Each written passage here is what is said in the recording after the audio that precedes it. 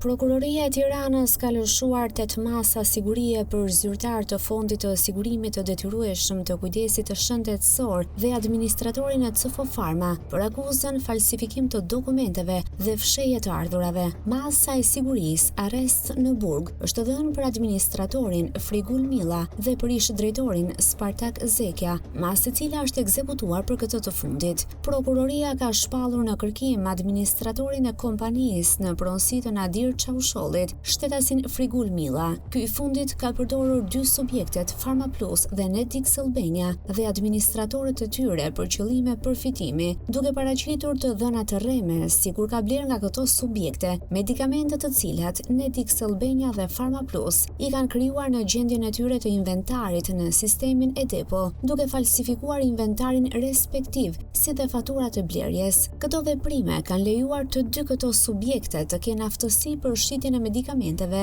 Foster dhe Trimbow te subjektet CF Pharma. Po ashtu, sipas prokurorisë, ish kreu i Fondit të Sigurimit të Detyrueshëm të Kujdesit Shëndetësor ka qenë pjesë e skemës së falsifikimit të dokumenteve së bashku me disa punonjës të tjerë të këtij institucioni.